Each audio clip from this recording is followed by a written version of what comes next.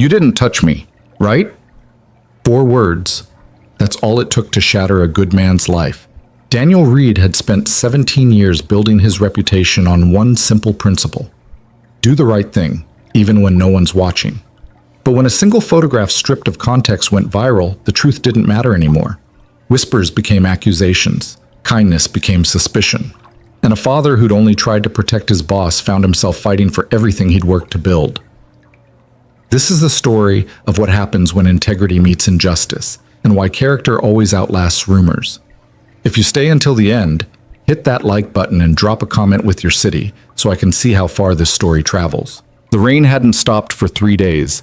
It drummed against the windshield of the black sedan with mechanical persistence, turning the Chicago streets into rivers of reflected neon. Daniel Reed sat in the driver's seat of the company car, engine idling, watching the last of the party guests stumble out of the Meridian Hotel's golden revolving doors. His hands rested on the steering wheel at 10 and 2, the same position they'd held for nearly 2 decades of professional driving.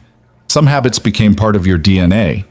Through the rain-blurred window, he could see them laughing, these titans of industry reduced to giggling teenagers by premium champagne and top-shelf whiskey. The annual Hale Industries Anniversary Gala had been, by all accounts, a spectacular success. 500 guests, a 12-piece orchestra, ice sculptures that cost more than Daniel made in 3 months. He'd driven people to and from these events for 17 years. He knew the rhythm, the excessive tipping, the slurred thank yous, the occasional marriage proposal from someone who wouldn't remember his face come Monday morning.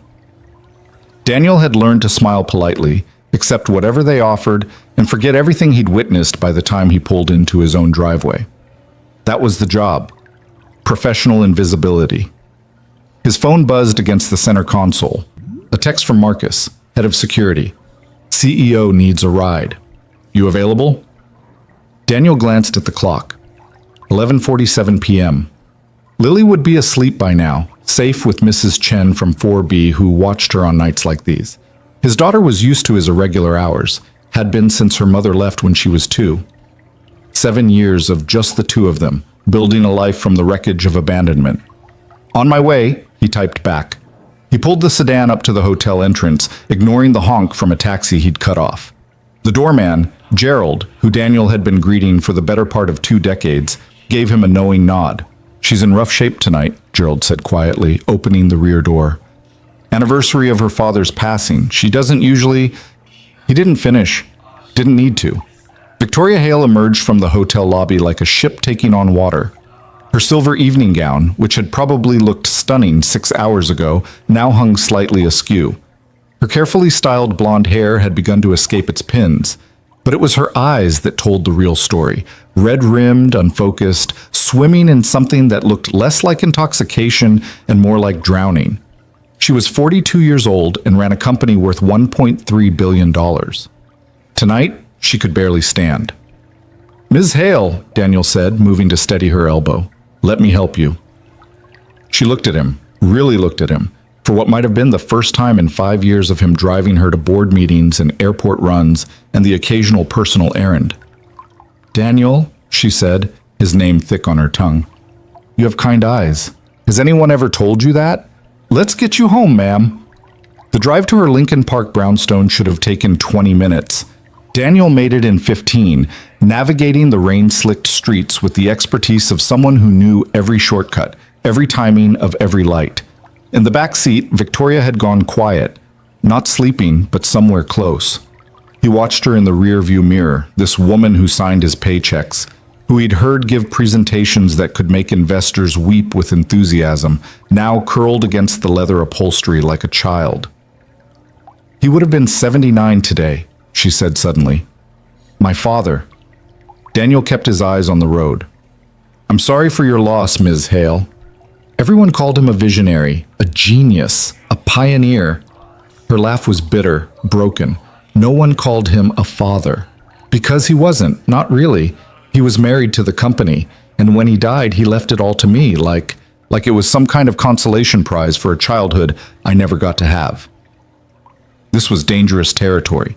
Daniel had spent his entire career perfecting the art of professional distance. You didn't get involved in their lives. You didn't offer opinions on their choices. You certainly didn't become their confidant. But there was something in her voice that bypassed all his carefully constructed walls. Pure, unfiltered pain. I'm sure he loved you the best way he knew how, Daniel offered quietly. The best way he knew how wasn't good enough. They pulled up to her brownstone, a stunning 3-story building that probably cost more than Daniel would make in 10 lifetimes. The neighborhood was quiet, elegant, the kind of place where even the trees looked expensive. Rain continued its relentless assault on the city. Daniel put the car in park and came around to open her door. Victoria tried to stand, made it about halfway, and would have collapsed if he hadn't caught her. Easy, he said. I've got you. She leaned against him, all 5'7" of her suddenly dependent on his stability. He could smell her perfume, something French, and probably outrageously expensive, mixed with champagne and desperation. My keys, she mumbled. Purse, maybe. I don't... Daniel spotted her clutch on the car seat, retrieved it, and found her keys. The front door was solid oak, the kind that spoke of old money and older traditions. He got it open, then faced a decision that would change everything. He could leave her here, prop her against the doorframe, make sure she was inside, and go. That would be the safe choice, the professional choice. But the house was dark, empty. And Victoria Hale, CEO of a billion-dollar empire, could barely keep her eyes open. Daniel thought of Lily, thought of what he'd want someone to do if she ever needed help, and he wasn't there. Come on, he said gently. Let's get you inside. The interior of her home was exactly what he'd expected.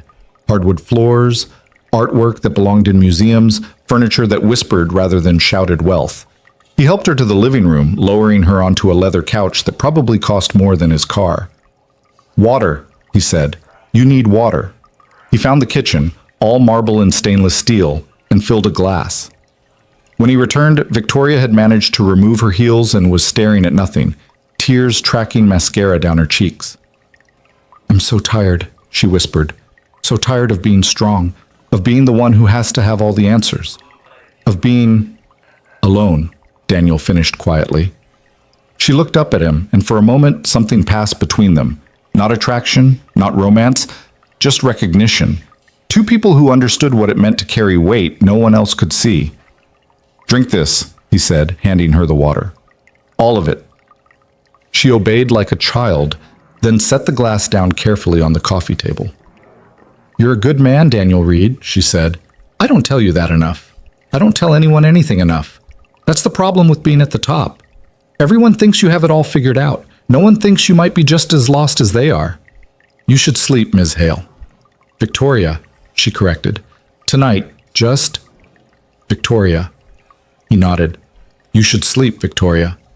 Don't leave, she said suddenly, grabbing his wrist with surprising strength. Her eyes were wide, frightened. Please, I don't want to be alone, not tonight. Just stay, please.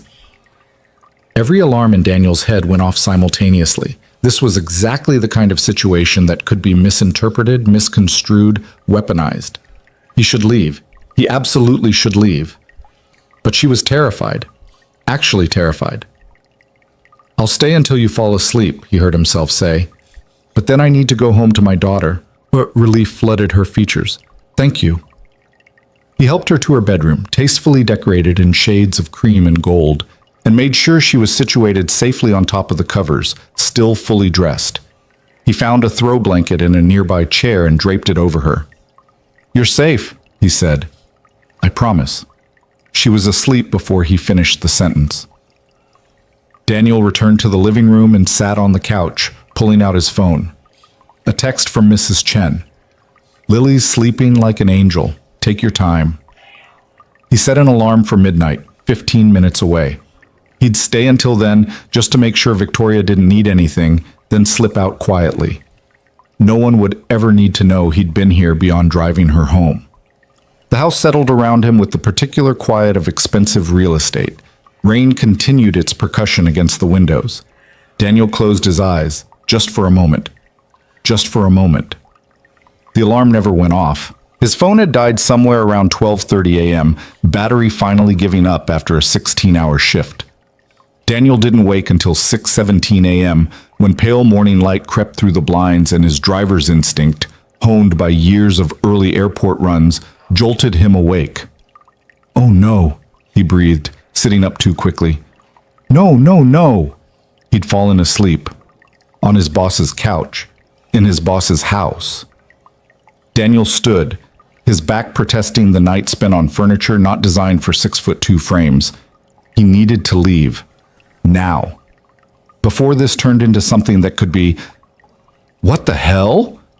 He spun around. Victoria stood in the bedroom doorway, still in her evening gown, hair wild, makeup smeared. But her eyes were clear now, clear and confused and increasingly alarmed. "Daniel?" She looked around her living room as if seeing it for the first time. "What? Why are you..." "Ms. Hale, I can explain. Why are you in my house?" Her voice rose, panic threading through each word. "What happened last night?" "You asked me to drive you home. You were very intoxicated. I helped you inside and what?" She took a step back, arms wrapping around herself. Did we... The question hung in the air like a guillotine. Daniel felt something cold slide down his spine. He recognized that look, that tone. He'd seen it in movies, read about it in news articles. The moment before everything good in someone's life gets destroyed by implication and fear. "No," he said firmly. "Absolutely not. You asked me not to leave you alone. You were upset about your father. I stayed on the couch to make sure you were safe. That's all. I swear to you, that is all that happened."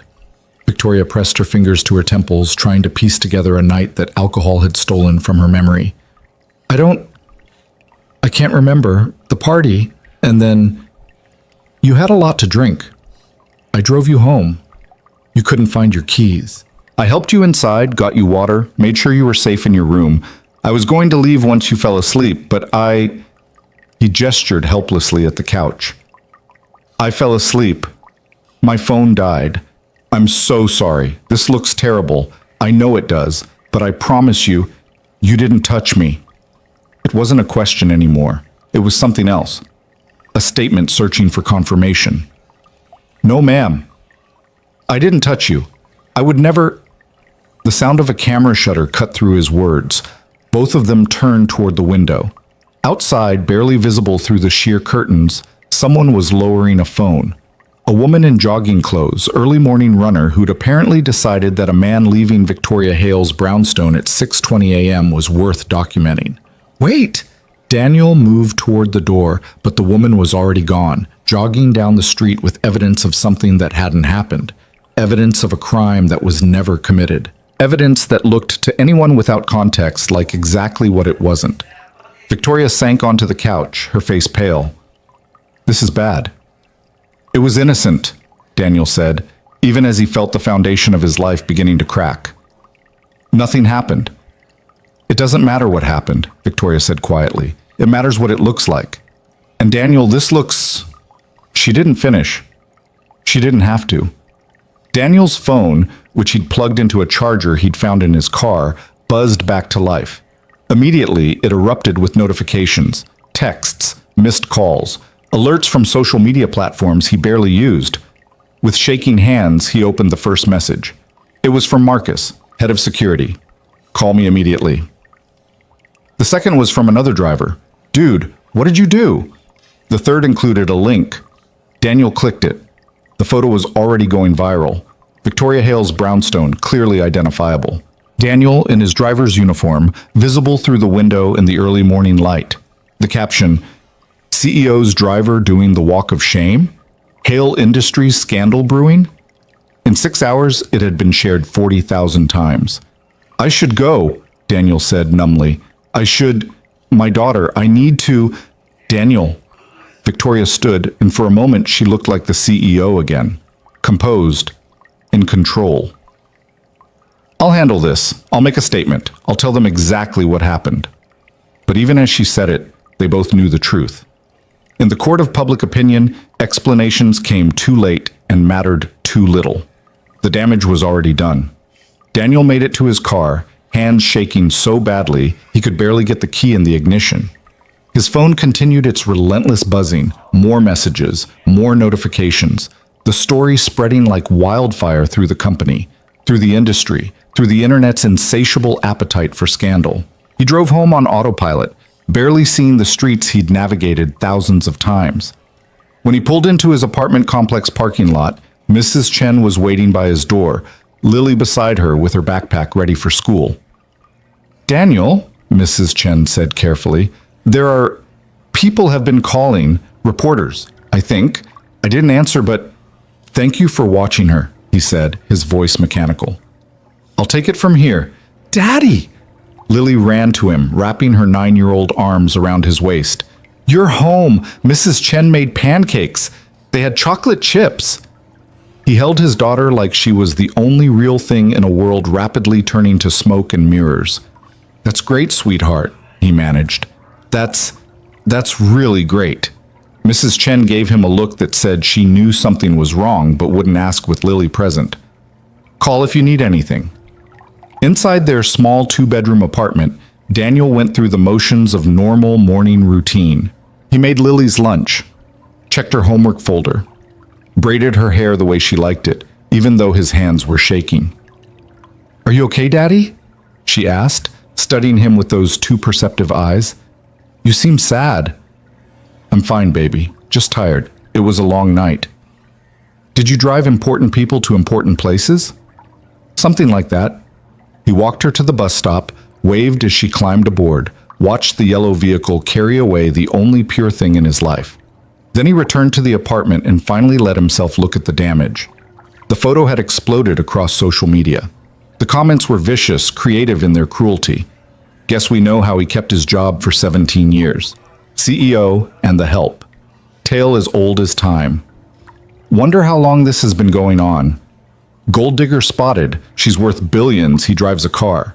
Do the math. Disgusting. He probably planned this whole thing. Someone had dug up his LinkedIn profile, his Facebook page, photos of him with Lily at her soccer games, at the park, at her last birthday party. His daughter's face now circulating among strangers who were building narratives about a man they'd never met. His phone rang, the company HR director. "Daniel, we need you to come in for a meeting," she said, her voice professionally neutral.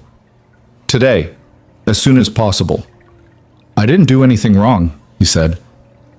"I understand, but given the attention this is receiving, we need to follow protocol. It's just temporary, until we can sort everything out." "Temporary what?" A pause. "Suspension. With pay. Just until... I've worked for this company for 17 years. I've never been late, never complained, never caused a single problem. And you're suspending me because I made sure my boss got home safely?" "Daniel, I'm sorry. I truly am, but my hands are tied. There are optics to consider. Board members are already calling. We have investors concerned about..." He hung up. For a long moment, Daniel sat in his kitchen, in the apartment he'd worked so hard to provide, surrounded by the life he'd built from nothing through pure determination and integrity. Then he did something he hadn't done since the day his wife walked out. He put his head in his hands and let himself break. Outside, the rain had finally stopped. The sun was coming out. But for Daniel Reed, the storm was just beginning. The story was out there now, spreading, mutating, growing teeth with every share, every comment, every assumption. And the only thing he had to fight it with was the truth. In a world that had already decided what it wanted to believe, the truth seemed like a very small weapon indeed. The HR meeting took place in a windowless conference room on the 3rd floor, the kind of space designed to make difficult conversations feel official and inevitable. Daniel sat across from Jennifer Martinez, the HR director, and 2 people he'd never met before. A lawyer from the company's legal team, and someone from corporate communications whose name he immediately forgot. Jennifer slid a document across the table. "This is just a formality. Paid administrative leave while we conduct an internal investigation. 2 weeks, maybe 3. Just until the media attention dies down and we can get a clear picture of what happened." Daniel didn't touch the paper. "You want a clear picture? I'll give you one. I drove Ms. Hale home because she was intoxicated. I made sure she got inside safely. I stayed on the couch because she asked me not to leave her alone. Nothing inappropriate happened. That's the picture." The The lawyer, Thompson, according to his nameplate, leaned forward. Mr. Reed, we're not accusing you of anything, but you have to understand the position this puts the company in. There's already been significant social media backlash. We've had 3 journalists call this morning alone. The optics are... I don't care about optics, Daniel interrupted. I care about the truth. The truth is irrelevant if it can't be proven, Thompson said flatly. And right now, all we have is a photograph that suggests... It doesn't suggest anything except that I was in her house in the morning, which I've explained. Jennifer's expression softened. Daniel, we know you. Your record is impeccable. But we have to follow protocol. Sign the leave paperwork, go home, stay away from social media, and let us handle this. In a few weeks, this will all blow over. He looked at the document, at the signature line that would make this real. And if I don't sign? The room went quiet. Then we'll have to consider it insubordination, Thompson said, which would give us grounds for immediate termination, without the paid leave benefits. Is that really the route you want to take? Daniel thought of Lily, of her school expenses, her soccer league fees, the rent that was due in 12 days. He thought of the small college fund he'd been building, dollar by dollar, for the past 9 years. He signed. Good, Jennifer said, relief evident in her voice. Now please, Daniel, stay off social media. Don't talk to reporters. Don't try to defend yourself publicly. Let our team handle the messaging. What messaging? He asked. Are you going to tell people the truth? We're going to issue a statement saying the matter is under internal review and that we take all allegations seriously, even though no formal allegations have been made, the communications person said. It's standard crisis management. That makes me sound guilty. It makes us sound responsible, Thompson corrected. There's a difference. Daniel stood, suddenly exhausted beyond measure. I did the right thing. I helped someone who needed help. And this is what I get. No one had an answer for that. He walked out of the building he'd entered thousands of times, past security guards who wouldn't meet his eyes, past co-workers who suddenly found their phones fascinating. The whispers started before he reached the elevator. In the parking garage, he sat in his car, not the company sedan, but his own 12-year-old Honda, and watched his life continue to unravel in real time on his phone. The story had evolved, mutated. Someone had found Victoria's divorce records from 8 years ago. Someone else had uncovered that Daniel's wife had left him. A narrative was forming, pieces that didn't fit being forced together anyway. Lonely CEO and desperate single dad. Both vulnerable, both looking for connection, both making bad choices. A gossip site had already run an anonymous source claiming they'd seen Daniel and Victoria having coffee together 6 months ago. It was a lie. Daniel had never had coffee with her, had barely spoken to her beyond professional pleasantries in 17 years. But the lie fit the story people wanted to believe, so it spread faster than any correction could hope to travel. His phone rang. A number he didn't recognize. Against his better judgment, he answered.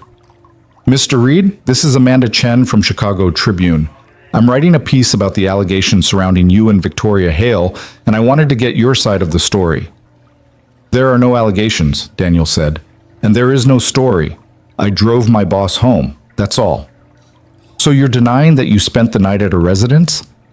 I'm not denying anything because nothing happened that requires denying. Sources say you've been seen entering her home on multiple occasions. What sources? Who? I've driven her to events, to meetings, to her home. Yes, that's my job. I'm her driver. Were you romantically involved with Ms. Hale? No. Did you sleep with Ms. Hale? This conversation is over. He hung up, hands shaking with rage. They were twisting everything, every professional interaction, every routine aspect of his job, being reframed through the ugliest possible lens. Another call, another reporter, then another. Daniel turned off his phone. He drove home through midday traffic, the city he'd navigated for 2 decades suddenly feeling foreign and hostile. When he pulled into his apartment complex, a woman was waiting by his building entrance. Professional clothes, camera bag, press credentials hanging around her neck. Mr. Reed, just a few questions. He walked past her without responding, keys already in hand. Is it true you've been secretly dating Victoria Hale? How long has the affair been going on? Daniel stopped, turned slowly. There is no affair. There's never been an affair. I helped a drunk person get home safely. That's called being a decent human being." The reporter's eyes lit up. She was recording. "So you admit she was drunk. Did you take advantage of her intoxicated state?" "Get away from my home," Daniel said quietly. "I have a daughter inside." The public has a right to know.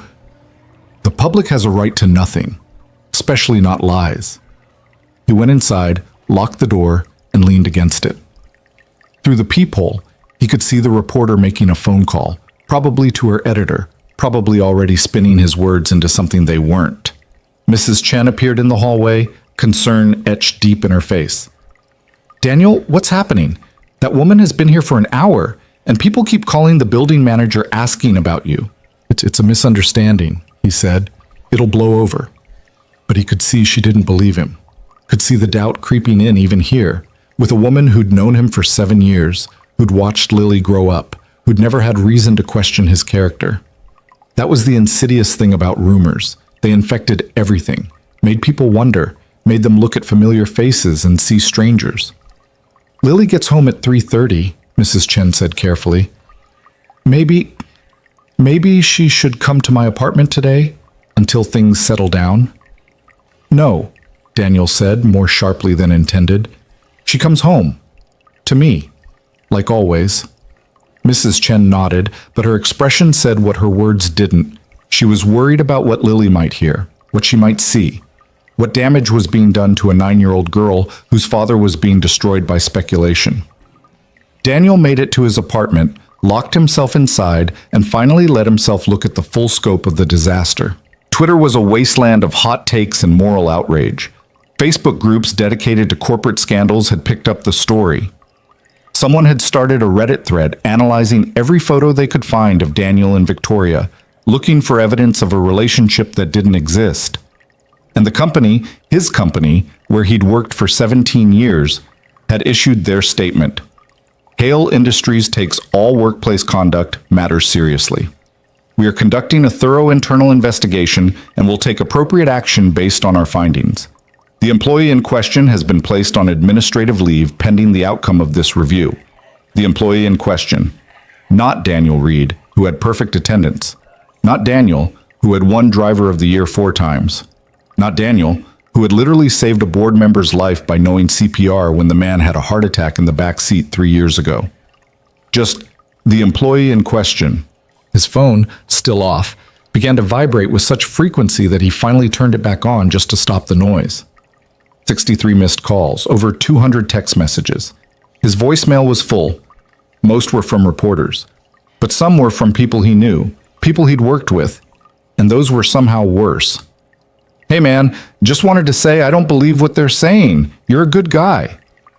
Daniel, if you need anything, let me know." "This is crazy. Dude, seriously? With the CEO? What were you thinking?" That last one was from Marcus, head of security. Someone Daniel had considered a friend. What were you thinking? As if he'd done something wrong. As if there was anything to think about beyond helping another human being.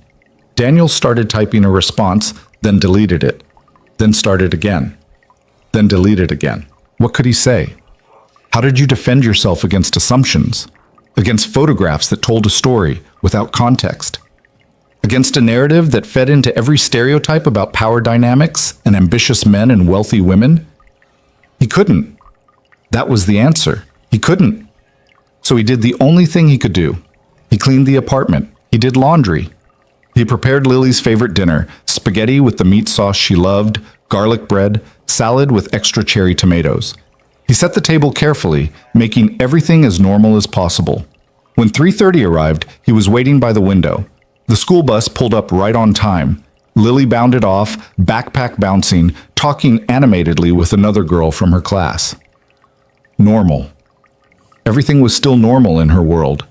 She came through the door like a small hurricane, dropping her backpack in the hallway despite his repeated reminders about the coat closet. "Daddy! We learned about fractions today and Mrs. Patterson said I was really good at them. And can I have a snack because I'm starving? And oh, Jessica invited me to her birthday party next Saturday. Can I go, please?" Daniel knelt down, pulling her into a hug that lasted maybe a second too long. "Daddy?" She pulled back, studying his face. What's wrong? Nothing, baby. Just missed you today. You always miss me during the day. That's what work is. You're right. You're absolutely right.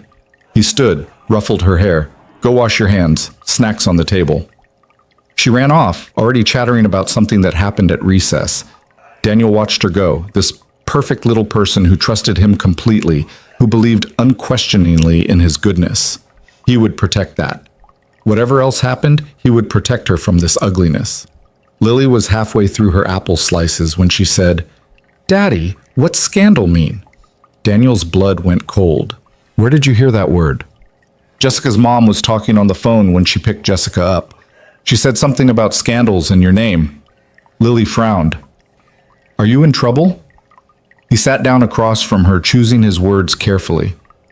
Some people are saying things about me that aren't true. Grown-up stuff. But it's nothing for you to worry about. What kind of things? Just misunderstandings. Sometimes people get the wrong idea about something, and it takes a while to fix it. Like when Mrs. Patterson thought I cheated on my spelling test because I did too good? Exactly like that, remember? We explained that you studied really hard and she understood, and everything was fine. But people were mean to me for a whole week before she said sorry. I know, baby. Are people being mean to you? Daniel forced a smile. Some people are, but I have you, and that makes everything better.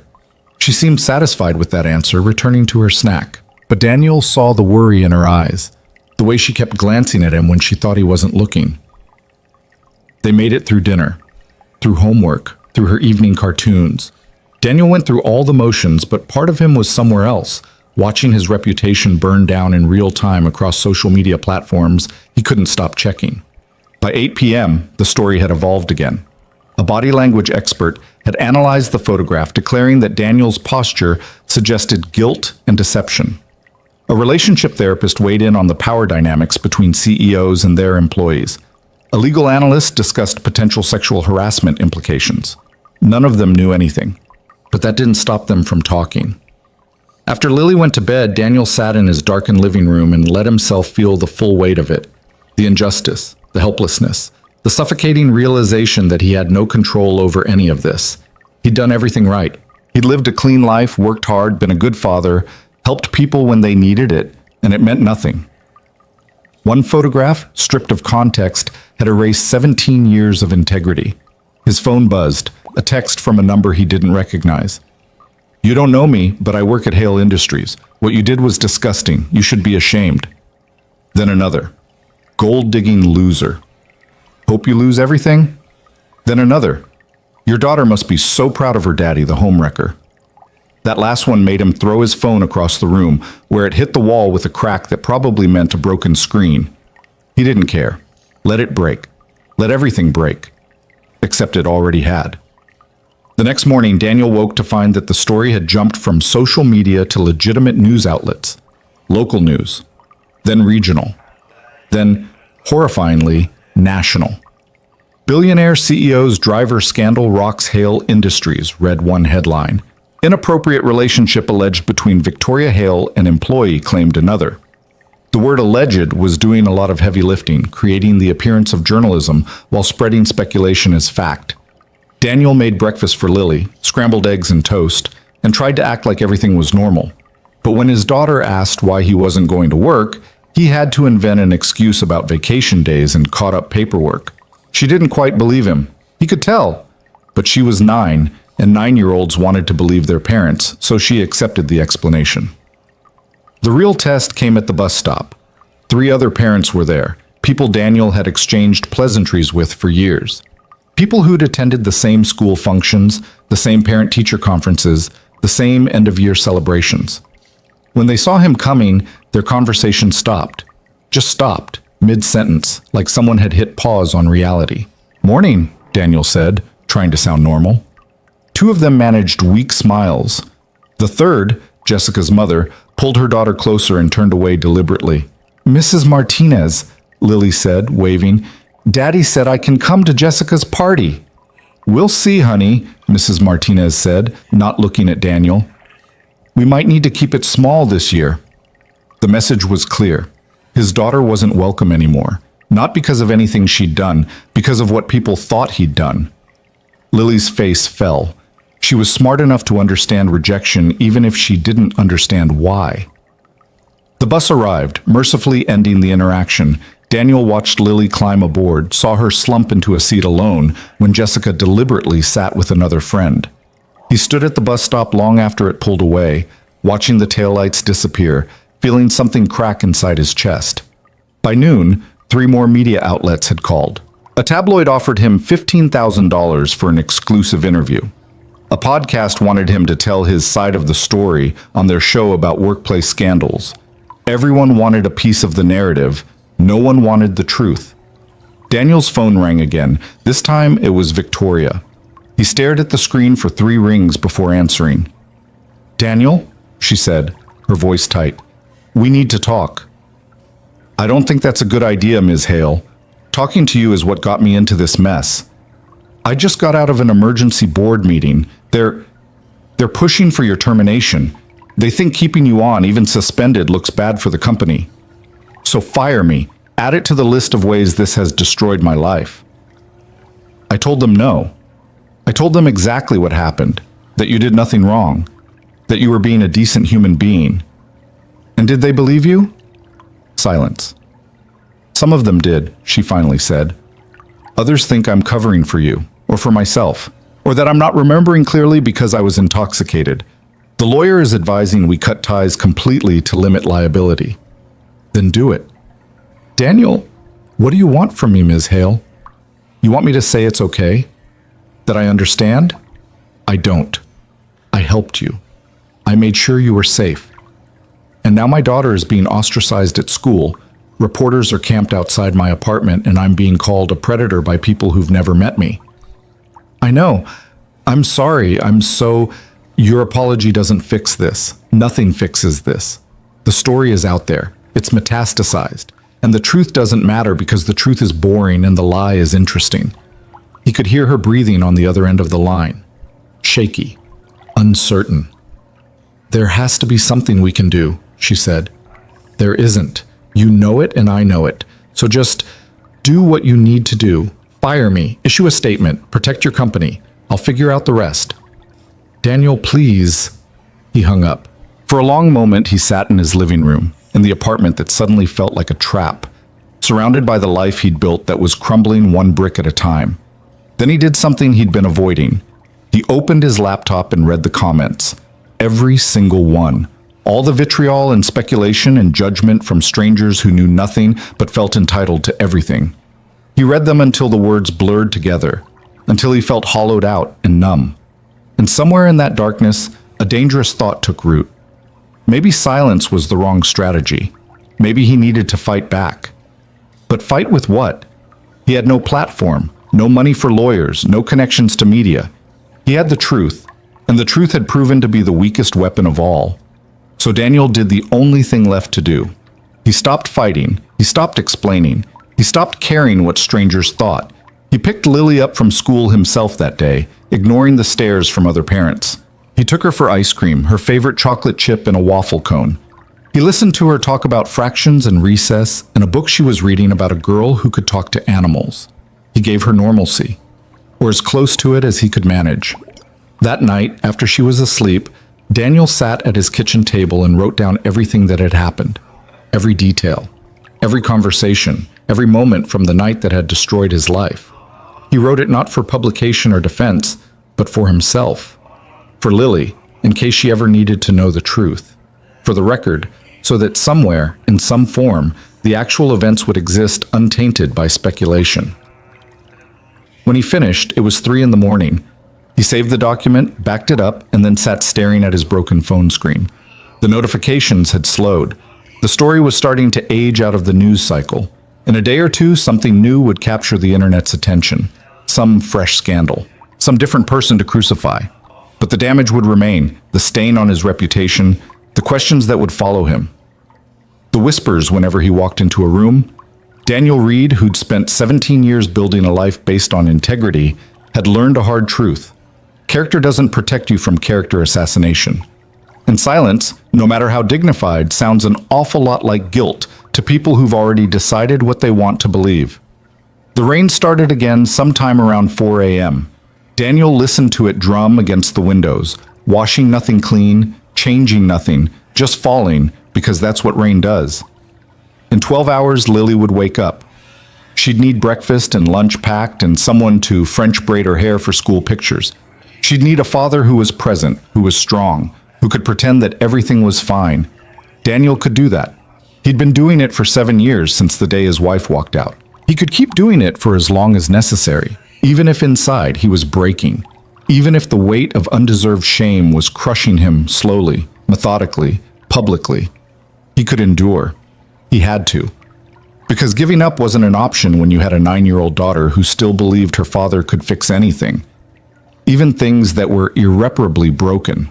The rain had stopped by the time Lily's alarm went off, but the sky remained gray, heavy with the threat of more to come. Daniel had maybe slept 2 hours, his mind caught in an endless loop of replaying that night, searching for the moment where he could have made a different choice, saved himself from this nightmare. There was no such moment. Every decision had been the right one. That was the cruelest part. He made pancakes shaped like Mickey Mouse, Lily's favorite, and watched her eat them while chattering about picture day. She'd chosen her blue dress with the white collar, the one that made her look older than 9, and wanted her hair in a French braid because that's what the big girls do. "You'll be the prettiest one there," Daniel said, working his fingers through her dark hair, the same color his had been before stress started threading it with silver. "Mrs. Martinez said Jessica can't come to my birthday party," Lily said suddenly, her voice small. "She said their family is busy that day." Daniel's hands stilled. Lily's birthday was 6 weeks away. No one was busy 6 weeks in advance unless they were making a point. "That's okay, baby. We'll have plenty of other friends there." "She also said I can't come to Jessica's party anymore because..." Lily twisted in her chair to look at him.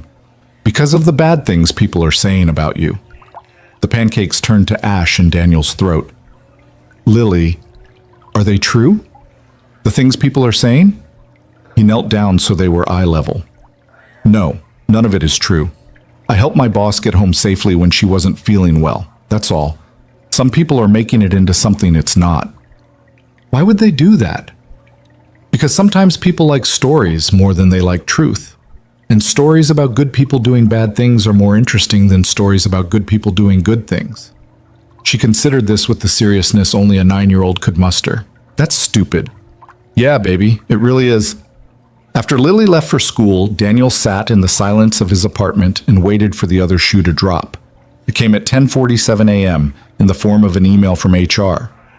The investigation had been expedited. They needed him to come in for a follow-up meeting. Today. 2 p.m. He knew what that meant. He'd been around long enough to recognize the corporate kiss of death when he saw it. Daniel arrived at Hale Industries 15 minutes early, a habit so ingrained he couldn't break it even for his own execution. The building looked the same as always, glass and steel and the kind of modern architecture that was supposed to inspire innovation. He'd walked through these doors thousands of times. Today might be the last. Jennifer Martinez was waiting in the same windowless conference room, but this time she wasn't alone. Thompson, the lawyer, sat to her right, and across from them sat Victoria Hale. She looked different than she had at the party. Professional, controlled, the CEO armor fully in place, but when their eyes met, Daniel saw something flicker there. Guilt, maybe, or regret, or just the uncomfortable awareness that she was about to watch a good man lose everything for helping her. "Daniel, please sit," Jennifer said. He remained standing. "Just tell me, am I fired?"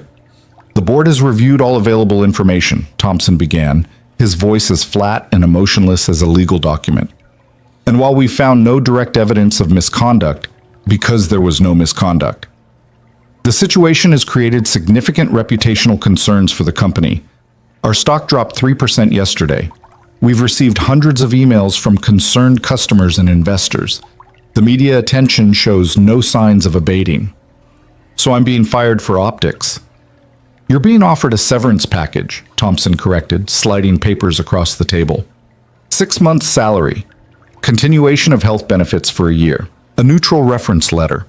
In exchange, you sign a non-disclosure agreement and agree not to pursue legal action against Hale Industries or Ms. Hale. Daniel looked at the papers. At the dollar amount that represented 17 years of loyalty, of perfect attendance, of doing everything right.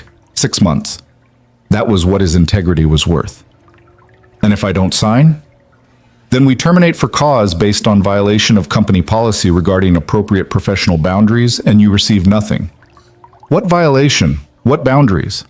Thompson opened a folder. Company policy clearly states that employees should avoid situations that could create the appearance of impropriety. By spending the night at Ms. Hale's residence, you created such an appearance. I stayed on the couch to make sure she was safe. The policy doesn't distinguish between intent and perception. Daniel turned to Victoria. She'd been silent through the entire exchange, her hands folded carefully on the table, her expression professionally neutral. "You're really going to let them do this?" he asked. "You know what happened. You know I did nothing wrong." Victoria's jaw tightened. "I've told them everything. I've explained the situation multiple times, but I'm not the only voice on the board, and the board has to consider what's best for the company as a whole. What's best for the company is the truth." "The truth is complicated," Thompson interjected. "The truth requires context and explanation. The photograph requires neither. In the court of public opinion, I don't care about the court of public opinion," Daniel said.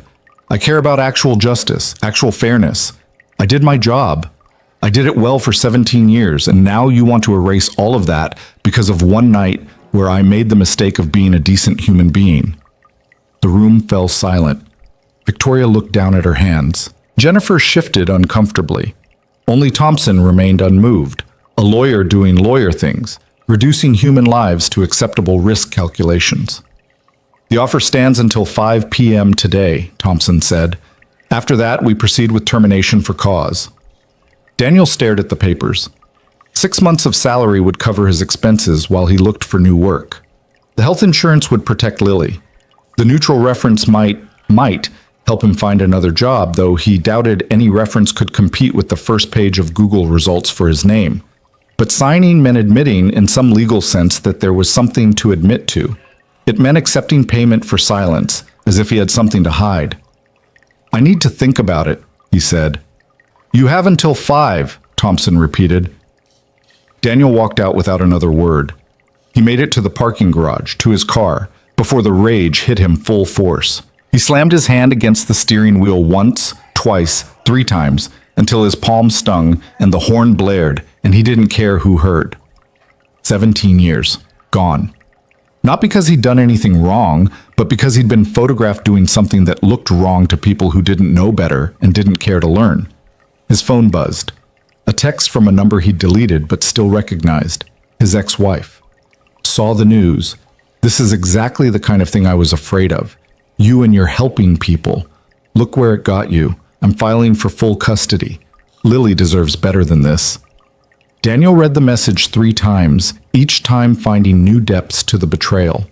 Rachel had left 7 years ago because she couldn't handle the stress of motherhood, of being married to someone who worked long hours for modest pay. She'd sent birthday cards twice, missed every major event, contributed nothing to Lily's life except absence, and now she wanted custody. Not because she wanted Lily, because she wanted to hurt him. He didn't respond, couldn't.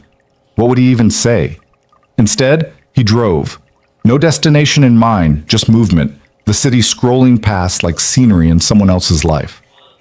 He found himself in Lincoln Park, blocks from Victoria's brownstone, and realized he'd been navigating on autopilot, muscle memory from countless drives carrying him to the place that had destroyed everything.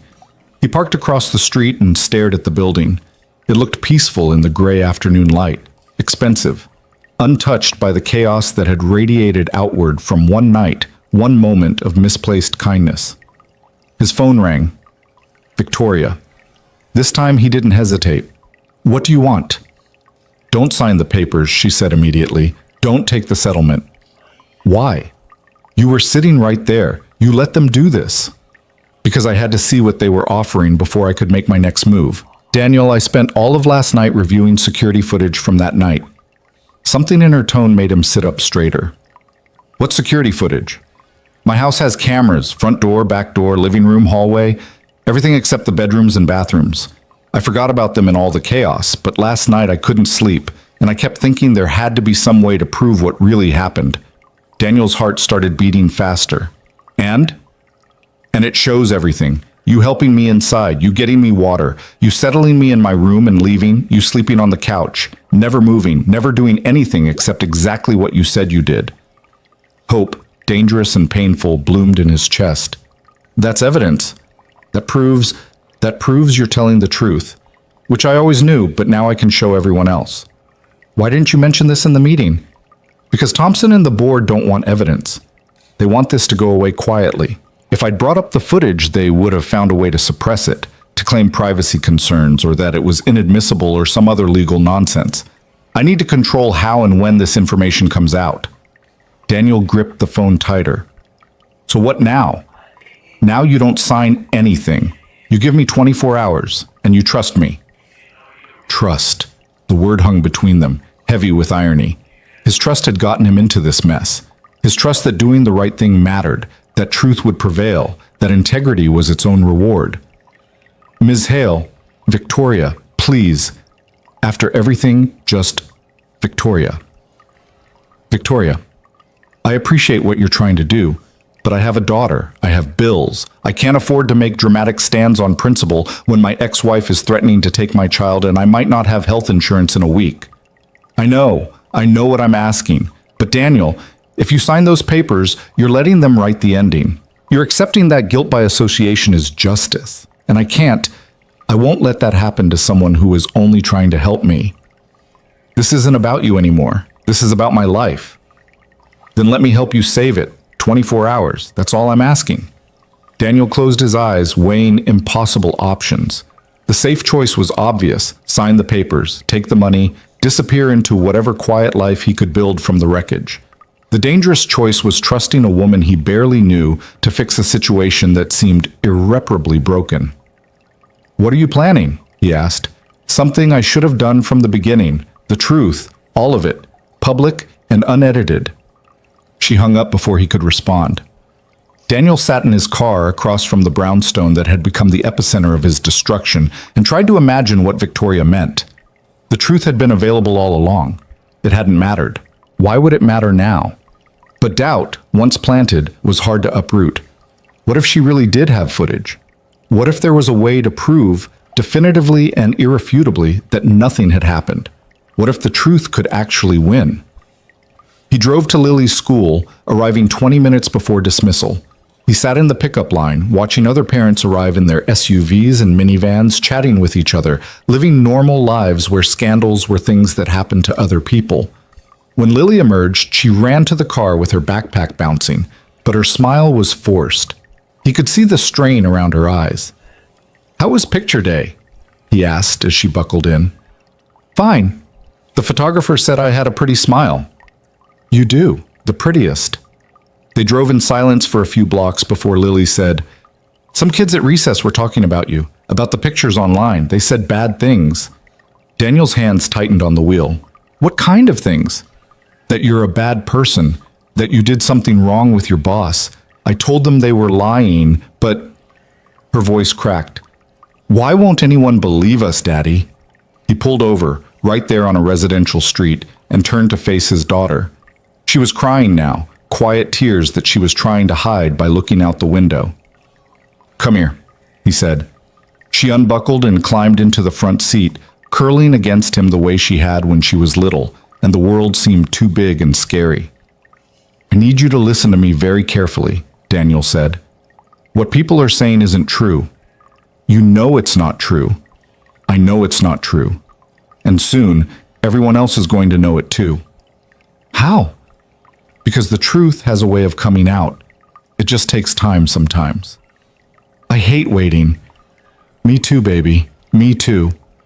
They stayed like that for a long moment, father and daughter against the world, until Lily's tears stopped and she climbed back into her seat. That evening, Daniel made spaghetti again, comfort food for both of them, and they watched a movie about talking dogs. Anything to create a bubble of normalcy, a space where scandals and accusations couldn't reach. After Lily went to bed, Daniel opened his laptop and reread the settlement offer. 6 months salary, health insurance, a neutral reference, the easy way out. His phone buzzed with an email from Victoria. No subject line. Just a video file attachment and a single sentence. Watch this, then decide. Daniel downloaded the file. It took 3 minutes to load, and each second felt like an hour. The video opened on Victoria's front door, time-stamped 11:52 p.m. The angle was from above, capturing the entrance and part of the street.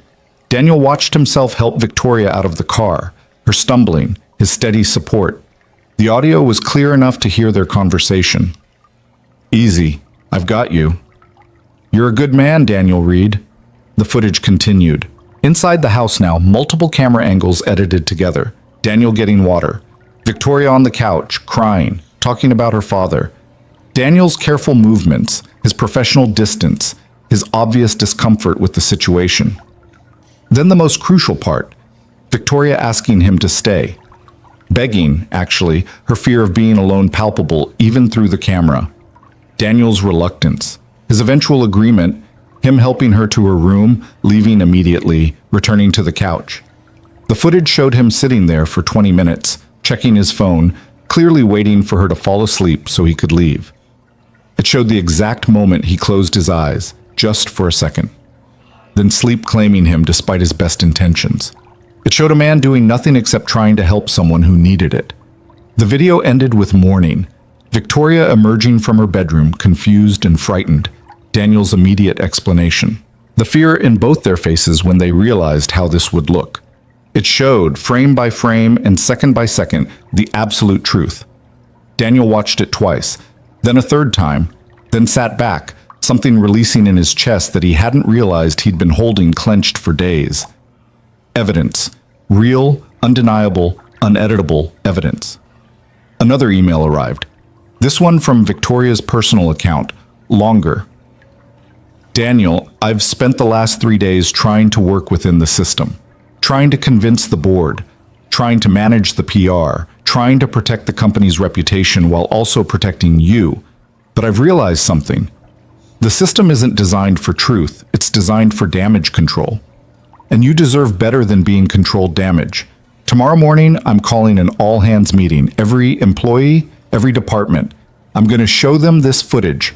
I'm going to tell them exactly what happened. And I'm going to make it very clear that the only person who acted with integrity that night was you. I know this puts you in an uncomfortable position. I know you might prefer to just take the settlement and move on, but I can't let you be punished for my mistake. I got drunk. I put you in an impossible situation, and you handled it with more grace and professionalism than I had any right to expect. The least I can do is make sure everyone knows that. You don't have to attend the meeting if you don't want to, but don't sign those papers. Not yet. Give me one chance to do the right thing, like you did. Victoria Daniel read the email 4 times, looking for the trap, the angle, the hidden cost, but he couldn't find one. It seemed genuine, desperate even, a powerful woman trying to use her power for something other than self-preservation. He thought about Lily, about the kids at school calling him a bad person. He thought about Mrs. Martinez and her sudden scheduling conflict. He thought about Marcus asking, "What were you thinking?" as if thinking had anything to do with basic human decency. He thought about 17 years of doing everything right, of building a life on integrity, of teaching his daughter that character mattered. And he thought about the settlement papers sitting on his kitchen table, his signature conspicuously absent. At 11:47 p.m., exactly 1 week after the night that destroyed his life, Daniel sent 2 emails. The first was to Thompson. I declined the settlement offer. I will not sign an NDA for telling the truth. The second was to Victoria. I'll be at the meeting. He slept better that night than he had in a week, not because he knew everything would be okay, but because he'd stopped trying to protect himself through silence. Sometimes the only way forward was straight through the fire. The next morning broke clear and bright, the kind of Chicago spring day that made you believe in new beginnings. Daniel dressed carefully, his best suit, the one he saved for funerals and job interviews. If he was going to face the company that had abandoned him, he'd do it looking like the professional he'd always been. Lily noticed immediately. "You look fancy, Daddy. Do you have an important meeting?" Something like that. "Are you going to tell them they're wrong about you?" "Someone is." She hugged him extra tight before getting on the bus. Be brave, she whispered. You too, baby. Daniel arrived at Hale Industries at 9:45 a.m. The meeting was scheduled for 10, all hands mandatory, with no explanation given. The parking garage felt strange now, familiar but foreign, like visiting a house you'd grown up in after new people had moved in. Security didn't stop him. Jennifer Martinez had sent word that he was expected, though her email had been curt and professional, betraying nothing about what was coming. He took the elevator to the 5th floor where the main conference hall could hold up to 200 people. Employees were already filing in, confused about the sudden assembly. Daniel saw familiar faces, drivers he'd worked with, dispatchers, administrative staff. Some nodded at him, others looked away. He found a seat in the back, trying to be invisible, but whispers spread through the room like wildfire. That's him. I can't believe he showed up. This is going to be uncomfortable. At exactly 10 a.m., Victoria walked onto the small stage at the front of the room. She was flanked by Jennifer Martinez and 2 board members Daniel recognized but had never spoken to. Thompson was notably absent. The room fell silent. Victoria approached the microphone, and for just a second, her eyes found Daniel's across the crowded space. Something passed between them. Solidarity, maybe. Or just mutual recognition of 2 people about to jump off a cliff together. Thank you all for coming on short notice, Victoria began. Her voice was steady, but Daniel could see her hand shaking slightly where they gripped the podium. I'm sure you've all seen the news this week. The photographs. The speculation. The damage to our company's reputation. People shifted uncomfortably. A few snuck glances at Daniel. I called this meeting because I owe you all the truth. Not a press release, not a carefully worded statement from our legal team. The actual truth about what happened last week. Victoria took a breath, then continued. After our anniversary gala, I got extremely intoxicated. More intoxicated than I've been in years. It was the anniversary of my father's death, and I handled my grief poorly.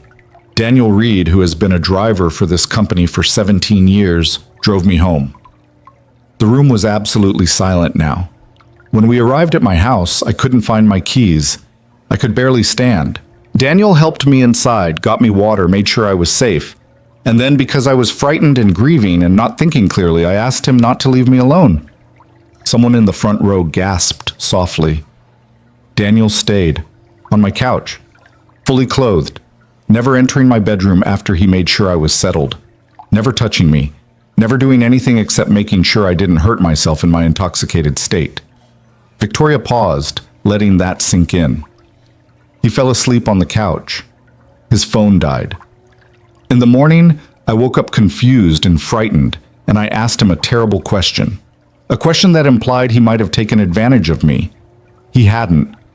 He had only helped me. But that question, combined with a photograph taken out of context, started a firestorm that has nearly destroyed a good man's life. She pressed a button on the podium. A screen lowered behind her. I'm going to show you security footage from that night, all of it, unedited, so you can see exactly what happened.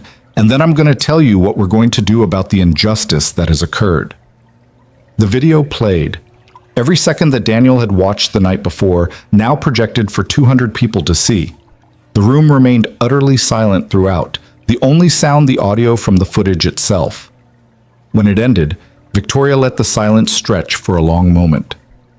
Daniel Reed did nothing wrong, she said, her voice stronger now. He acted with integrity, professionalism, and basic human kindness, and in return, he has been subjected to public humiliation, professional suspension, and damage to his reputation that will follow him for years. That is unacceptable. Daniel saw people turning to look at him, not with judgment now, with something else. Shame, maybe, or recognition of their own complicity in rushing to conclusions. Effective immediately, Daniel is reinstated, with full back pay for his suspension, with a formal apology from this company, and with a promotion. Daniel's head snapped up. That wasn't part of any plan they'd discussed. Victoria continued, We're creating a new position, Director of Professional Standards and Ethics. Daniel Reed will be the first person to hold this position. His job will be to ensure that situations like this, where good people are punished for doing the right thing, never happen again at Hale Industries. The room erupted. Some applause, some shocked murmurs, some angry whispers about special treatment. Victoria raised her hand for silence. I also want to address those who spread rumors, who shared speculation as fact, who participated in the character assassination of a colleague without evidence. There will be consequences. We're conducting our own internal investigation to determine who violated our code of conduct policies regarding workplace harassment and defamation. The murmurs turned nervous now. This company was built on principles, on integrity, on doing what's right even when it's difficult. We lost sight of those principles when we allowed assumptions to replace truth. That ends today. Victoria stepped back from the podium and looked directly at Daniel. I owe you an apology, she said, her voice carrying through the silent room, even without the microphone. For putting you in that situation, for not protecting you from the consequences, for letting this go on as long as it did. I'm sorry. Daniel stood slowly. Every eye in the room tracked his movement. He walked down the aisle, each step feeling surreal, until he reached the stage. Victoria extended her hand. He shook it, and the room exploded in applause. Not everyone was clapping, but enough were. Enough that Daniel felt something he hadn't felt in a week: vindication. The applause continued, but Daniel barely heard it. He stood on that stage, shaking Victoria's hand, feeling like he'd stepped into someone else's life. Director of Professional Standards and Ethics. A promotion. Vindication delivered in front of 200 witnesses. But vindication, he was learning, didn't erase the damage. It just stopped the bleeding. Victoria released his hand and addressed the room again. The video I've shown you will be released to the media within the hour. Our communications team is preparing a statement, and I want to be very clear about something. Anyone who speaks to the press about this situation without authorization will be terminated immediately. Daniel has been through enough without having his story twisted further by unauthorized commentary. She paused, her gaze sweeping across the assembled employees. That said, if any of you participated in spreading false rumors, in sharing speculation as fact, or in contributing to the hostile environment that Daniel has faced this past week, I expect you to apologize to him directly. Not because I'm mandating it, but because it's the right thing to do. The room shifted uncomfortably. Daniel could see the guilt on some faces, defiance on others, and confusion on most. These were people who'd believed what they'd seen, what they'd read, what had seemed so obviously true based on a single photograph. Jennifer Martinez stepped forward. The meeting is concluded. Department heads, please stay behind for a brief follow-up. Everyone else, back to your stations. The crowd began to disperse, but slowly, with people glancing back at Daniel like he was a museum exhibit. Some approached tentatively. Marcus, head of security, was first. The same Marcus who'd texted, "What were you thinking?" now stood in front of Daniel with his jaw tight and his eyes down. "Man, I'm sorry," Marcus said. "I should have known better. You've been nothing but solid for as long as I've known you, and I let one picture make me forget all of that." Daniel wanted to be angry, wanted to hold on to the hurt of being doubted by someone he'd considered a friend. But looking at Marcus's genuine remorse, he found he couldn't sustain it. "It looked bad," Daniel admitted. "I get it. Looking bad isn't the same as being bad. I should have remembered that." Marcus extended his hand. "Congratulations on the promotion. You'll be good at it." They shook, and Daniel felt a small piece of his old life click back into place. Not perfect, not the same, but there. Others followed. Sarah from dispatch, who'd always remembered Lily's birthday. Tom, another driver who'd covered shifts when Lily was sick. Even some people Daniel barely knew, who approached with mumbled apologies and couldn't quite meet his eyes. But not everyone apologized. Some slipped out quickly, avoiding eye contact. And a few lingered in small groups, their expressions making clear they weren't convinced. That they thought this was corporate favoritism dressed up as justice. That they believed a billionaire CEO was protecting a man she'd been involved with. Evidence be damned. You couldn't change everyone's mind. Daniel was beginning to understand that. Victoria appeared at his elbow once the room had mostly cleared. "Can we talk?" "My office?" They rode the elevator in silence, the same elevator Daniel had taken countless times to drop off documents or keys or messages. But everything felt different now. The power dynamic had shifted in ways he couldn't quite name. Victoria's office was on the top floor, floor-to-ceiling windows overlooking the Chicago skyline. Daniel had been inside exactly 3 times in 17 years, always briefly, always in service of some errand. Now Victoria gestured to the leather chairs by the window, the informal meeting space rather than the imposing desk. "How are you?" she asked once they were seated. "Honestly, I don't know. Relieved, angry, confused, all of it at once. I meant what I said down there. About the promotion. It's not charity or guilt. I've been thinking about this position for months, ever since we had that situation in accounting where someone reported harassment and it got buried by middle management. We need someone whose job is to make sure the right thing gets done, even when it's inconvenient, especially then." "And you think I'm qualified for that?" "I think you proved you're qualified when you stayed on my couch instead of leaving me alone and drunk. When you refused to sign the settlement and take the easy way out. When you showed up here this morning knowing it might go badly." While Victoria leaned forward. "Most people talk about integrity. You live it. That's what this position needs." Daniel looked out at the city sprawling below them, all those lives intersecting and diverging and continuing on, oblivious to the small dramas playing out in corporate conference rooms. "What about the people who don't believe the video?" he asked. "I saw their faces. Some of them think you're covering for me, or that I'm being rewarded for something I shouldn't have done in the first place. Then you'll prove them wrong, over time, through your actions." Victoria stood, walked to the window. "Daniel, I can't undo what happened this week. I can't erase the articles or delete the social media posts or take back the things people said about you, but I can give you a platform to show them who you really are, to set a standard for how this company operates. That's worth something, isn't it?" He thought about Lily, about the kids at school, about Mrs. Martinez's sudden scheduling conflict. Will it change anything outside these walls? The internet has already decided who I am. The internet has a short memory. Give it 2 weeks and there'll be a new scandal, a new target. People will forget. But I won't. Lily won't. Every time someone Googles my name, this will come up. Victoria turned from the window.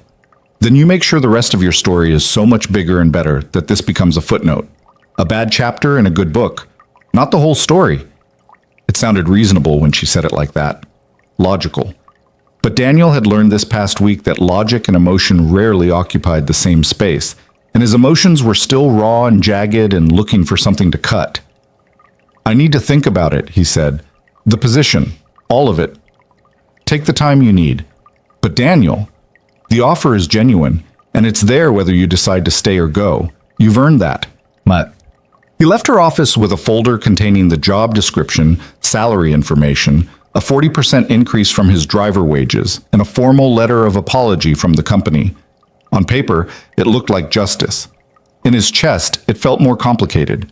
His phone had been buzzing throughout the meeting. Now he looked at it properly. 17 missed calls, over 100 text messages. The video had gone live. The same platforms that had crucified him were now scrambling to contextualize, to backtrack, to explain why they'd been so quick to judge. Think pieces were already appearing. What the Hale Industries scandal teaches us about rush to judgment and when viral photos lie, the Daniel Reed case study, and CEO Victoria Hale's masterclass in corporate accountability. Daniel scrolled through them with a sense of detachment. These were the same outlets that had called him a predator, a gold digger, a manipulator. Now they were holding him up as a victim of cancel culture, a martyr to the age of social media judgment. He was neither. He was just a man who'd helped someone and paid a price for it. The fact that the price had been partially refunded didn't erase the debt. A text from Mrs. Chen. "Saw the news. So happy the truth came out. Lily can come to my apartment after school if you need time to process everything." Another from the school. "Mr. Reed, this is Principal Davidson. I wanted to personally apologize for not reaching out sooner when Lily was experiencing difficulties. If there's anything we can do to support her transition back to normal social interactions, please let us know." Transition back. As if you could just flip a switch and make 9-year-olds forget that they'd called someone's father a bad person. As if Lily hadn't spent a week feeling the sting of social exile. Daniel drove home, the city passing by in a blur of familiar streets that felt foreign now. Everything looked the same, but nothing was. He'd crossed some invisible threshold this past week, and there was no going back to who he'd been before. He was home by noon, too wired to sleep despite his exhaustion. He cleaned the apartment, did laundry, prepared Lily's lunch for tomorrow. Normal tasks in an abnormal time, anchoring himself to routine because routine was all he had. His phone rang, a number he recognized with a sick feeling, Rachel, his ex-wife. He almost didn't answer, but if she was still planning to file for custody, he needed to know. "I saw the video," Rachel said without preamble. "The news coverage. All of it. And? And I was wrong about what happened, about what I threatened." Daniel waited. Rachel had never been good at apologies. "I'm not going to file for custody," she continued. I was angry. I saw the headlines and I just reacted. But watching that footage, seeing how you handled that situation, it reminded me of why I married you in the first place. You're a good man, Daniel. I forgot that somewhere along the way. You left because I wasn't exciting enough, because I worked too much for too little. Being a good man wasn't enough then. Why should it matter now? It should have mattered then. I was young and stupid and scared of being ordinary. I thought I deserved something more than a decent man with a steady job. Turns out, that's exactly what Lily deserves. What she has. Daniel closed his eyes. 7 years of single parenthood, of figuring it out alone, of being both mother and father to a little girl who asked about her mom on birthdays and Christmas and random Tuesdays when the absence just hit harder. And now Rachel wanted to acknowledge it? "Why are you calling, Rachel?"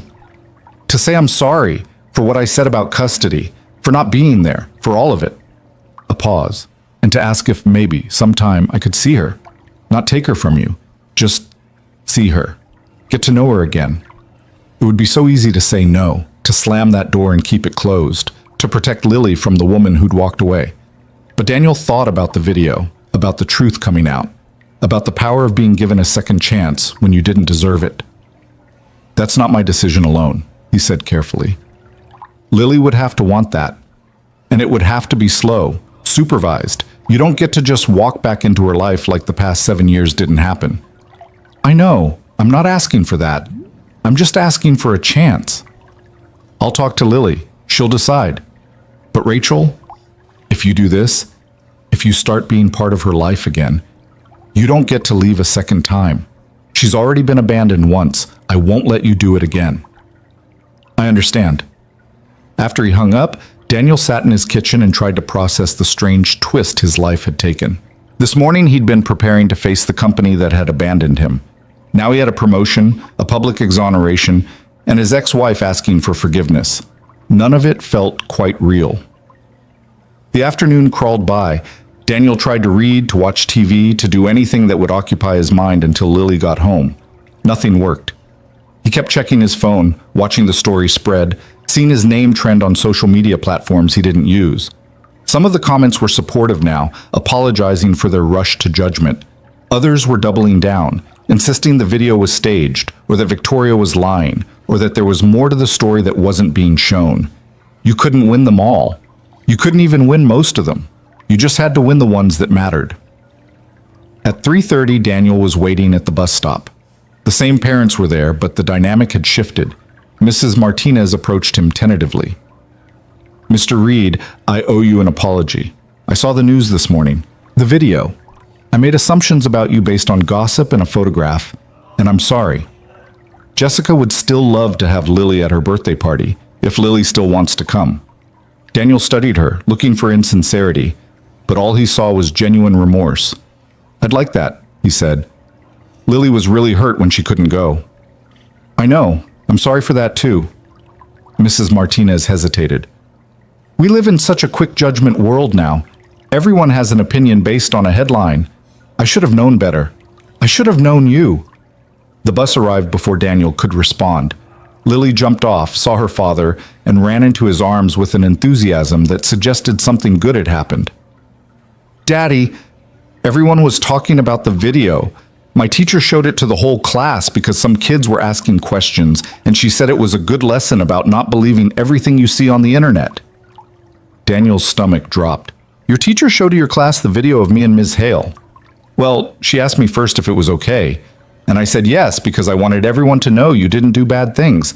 And afterward, Madison apologized for calling you mean names, and Jacob said his dad was wrong about you, and even Mr. Patterson, the gym teacher, said you were brave. She was beaming, proud of her father's vindication, too young to fully understand the complexity of having your personal nightmare become a classroom teaching tool. How do you feel about all that? Daniel asked carefully. I feel good. Everyone knows the truth now. You always tell me the truth is important, and now everyone can see you were telling the truth the whole time. In Lily's 9-year-old worldview, truth revealed was justice served. Simple, clean. The good guys won because the evidence proved they were good. Daniel wished he could see it that simply. That evening, over the spaghetti dinner that had become their comfort ritual, Lily chattered about school, about Jessica's party being back on, about how she was going to get to be in the spring musical after all, because Mrs. Patterson had talked to the drama teacher about giving her another audition. Normal. Everything sliding back toward normal, like the past week had been an aberration, a glitch in the matrix quickly corrected. After Lily went to bed, Daniel sat down with the folder Victoria had given him.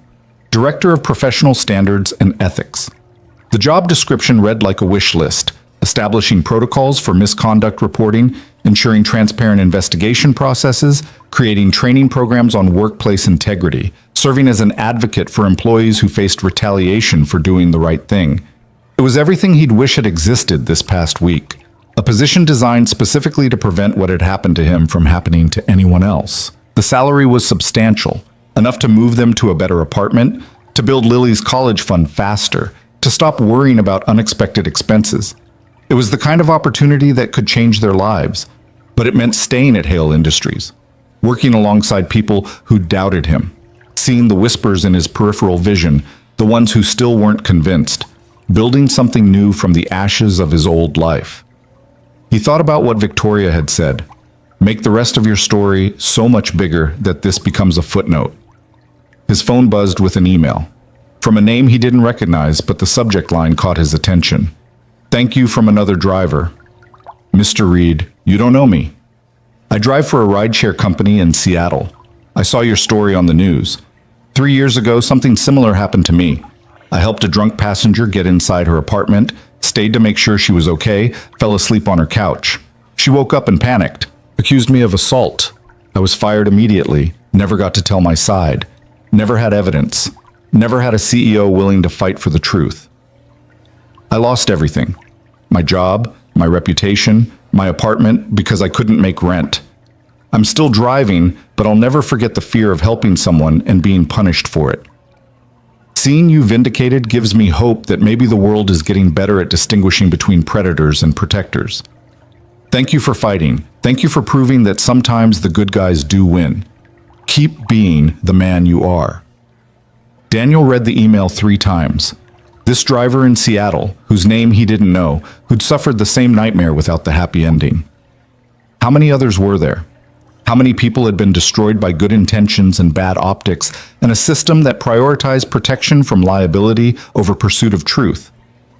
He opened his laptop and began typing a response to Victoria's offer. I'll take the position. I'll take the... Not because I'm over what happened, not because the promotion makes up for the damage, but because maybe I can make sure it doesn't happen to the next person. Maybe that's what this was all for. Give me 2 weeks to train my replacement as a driver and get Lily adjusted to the new schedule. Then I'll start. He hit send before he could second-guess himself. Within 5 minutes, Victoria responded, "Thank you. You won't regret this." Daniel wasn't so sure about that. But regret and purpose weren't mutually exclusive. Sometimes the most important work came from the worst experiences. The next 2 weeks passed in a strange blur of transition. The media attention faded as Victoria had predicted, replaced by a political scandal and a celebrity breakup, and all the other momentary dramas that fed the internet's insatiable appetite. Daniel trained his replacement, a younger driver named Marcus, different Marcus, no relation to the security chief, who listened intently to every detail about routes and client preferences and the unwritten rules of professional driving. "Why are you leaving?" young Marcus asked one day as they drove to pick up a board member from O'Hare. "I heard you were the best. 17 years, never a complaint." Sometimes the best thing you can do is know when it's time for something different, Daniel said. Even when you're good at what you do? Especially then. Being good at something doesn't mean it's all you're meant to do. He attended meetings about his new position, sitting in conference rooms with HR directors and legal teams and corporate trainers, building the framework for something that had never existed before. They wanted metrics and measurables and quantifiable outcomes. Daniel wanted something simpler, a place where people could tell the truth without fear of retaliation. The compromise they reached was both more and less than he'd hoped for. At home, Lily adjusted to the idea of a father who'd work regular hours for the first time in her life, who'd be home for dinner every night, who could coach her soccer team because weekend events wouldn't require him to drive executives to corporate retreats. "Does this mean you'll come to all my games?" she asked one night. "Every single one, unless you specifically tell me not to." "Why would I tell you not to come?" "Sometimes when kids get older, they think their parents are embarrassing." Lily considered this seriously. "You're not embarrassing. You're brave. My teacher said so." Brave. Daniel wasn't sure he'd earned that word. He just tried to do the right thing and had gotten lucky that evidence existed to prove it. Bravery implied choice. He'd just been trying to survive. On his last day as a driver, Daniel cleaned out his locker in the garage. 17 years of accumulated items. Extra ties, phone chargers, breath mints, a photo of 5-year-old Lily at her first soccer game. The detritus of a life lived in service to others' schedules. Marcus, security Marcus, found him there. "Heard today's your last day on the road." "Yeah, new chapter." "You're going to be good at it, the ethics thing. You've got the moral compass for it." "I don't know about that. I just know what it feels like to be on the wrong end of assumptions." Marcus shifted his weight, uncomfortable. "Listen, I never properly apologized for that text, for doubting you. I let one picture override 17 years of knowing who you are. That was wrong. You apologized at the meeting. I know, but I needed to say it again when it's just us, man to man. You deserve better from me, from all of us." Daniel closed his locker for the last time. "The thing is, I understand why you doubted. I get it. The photo looked bad. The situation looked bad. And we live in a world where bad things happen so often that assuming the worst has become a survival instinct. That doesn't make it right. No, it doesn't. But it makes it human. And the new position I'm taking, it's about creating systems that don't rely on everyone being perfectly fair and perfectly logical all the time. Because we're not. We're human. We make assumptions. We get it wrong. The system has to be better than we are." Marcus extended his hand. "Good luck, man. Change some things up there." They shook, and Daniel felt another piece of his old life settle into place. Not forgotten, just integrated into whatever came next. His first day as Director of Professional Standards and Ethics began with an empty office on the 3rd floor. Victoria had offered him something bigger, more prestigious, but Daniel had chosen this space deliberately. It was small, accessible, on the same floor as HR and legal but separate from executive row. A place where people could come without feeling like they were walking into the seat of power. He spent the morning setting up. A desk, 2 chairs, a small couch for longer conversations. Nothing intimidating. Nothing that screamed authority. On the wall, he hung a single frame, the photo of Lily at her soccer game, the same one from his locker. A reminder of why this mattered. His first visitor arrived at 10:30. Sarah from dispatch, holding a folder and looking nervous. "Daniel, do you have a minute?" "I have all the time you need. Come in, sit down." She settled onto the couch, clutching the folder like a shield. "I don't know if this is the right place to bring this, but I didn't know where else to go." "What's going on?" "It's my supervisor. He's been making comments about my appearance, about what I wear. Nothing I can point to and say that's harassment, but it makes me uncomfortable. And when I mentioned it to HR before, they said I was being too sensitive." Daniel pulled out a notepad. "Tell me everything. Start from the beginning." She did. 45 minutes of details, of moments that individually seemed small but collectively created a pattern. The kind of thing that slipped through cracks, that got dismissed as personality conflicts or oversensitivity or just the way things were. When she finished, Daniel looked at her directly. "You're not being too sensitive. What you're describing is inappropriate. and it's my job to make sure it's addressed. I'm going to talk to HR, to your supervisor, and to his manager. You may be asked to provide a formal statement. Are you comfortable with that? Will he know I reported him? He'll know a complaint was made. I'll do everything I can to protect you from retaliation, but I can't guarantee anonymity. These situations work best when we can address them directly and transparently. Sarah considered this. What if he retaliates anyway? What if I lose my job over this? Then he'll lose his, and the company will face consequences for allowing it. That's what this position is for, to make sure doing the right thing doesn't cost you everything. She nodded slowly. Okay, let's do it. After Sarah left, Daniel sat in his small office and felt the weight of what he'd just taken on. One case on his first day. One person trusting him to fix what was broken. How many more would there be? The answer came quickly. By the end of his first week, he'd received 8 formal complaints, 14 informal inquiries, and countless stopped-in-the-hallway conversations from people who just wanted to know if their concerns were valid.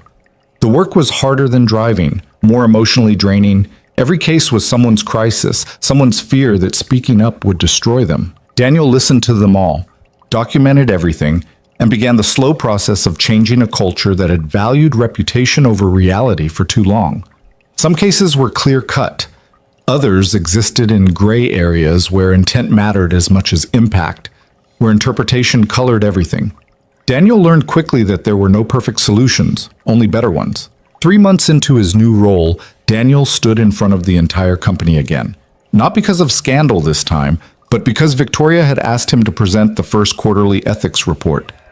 The conference hall was packed, the same space where his life had been publicly restored, now filled with people waiting to hear what changes his position had brought. Daniel looked out at the sea of faces, some familiar, some new, all watching him with varying degrees of curiosity and skepticism. He'd learned in these past months that change came slowly, that trust had to be rebuilt conversation by conversation, decision by decision. 3 months ago, this position didn't exist, he began, his voice steady despite the nerves coiling in his stomach. The company had policies about workplace conduct, procedures for reporting problems, and people dedicated to enforcing rules. What we didn't have was someone whose only job was to make sure that doing the right thing didn't cost you everything.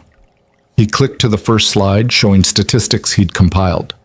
37 formal complaints filed, 62 informal consultations, 15 cases resolved through mediation, 8 terminations for verified misconduct, 4 instances where the complaint itself was found to be retaliatory or false, resulting in consequences for the complainant. These numbers tell a story, Daniel continued. They tell us that people were sitting on problems, afraid to speak up because they'd seen what happened to others who did. They tell us that our culture needed work. And they tell us that when you create safe channels for truth, people will use them. He saw Victoria in the front row, nodding slightly. Beside her sat several board members, the same ones who'd wanted to fire him to protect the company's image. Their expressions were harder to read. But numbers don't capture the full picture, Daniel said. So I want to share some stories. Names removed, details changed to protect privacy, but the essence true.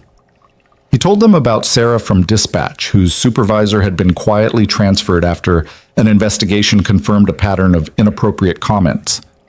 About Marcus, young Marcus, his replacement driver, who'd reported a client making racial slurs and been supported instead of told to tolerate it for the sake of business. About an accountant who'd discovered financial irregularities and feared reporting them would make her a target, but found protection instead. In every one of these cases, Daniel said, someone had to make a choice. Stay silent and stay safe, or speak up and risk everything.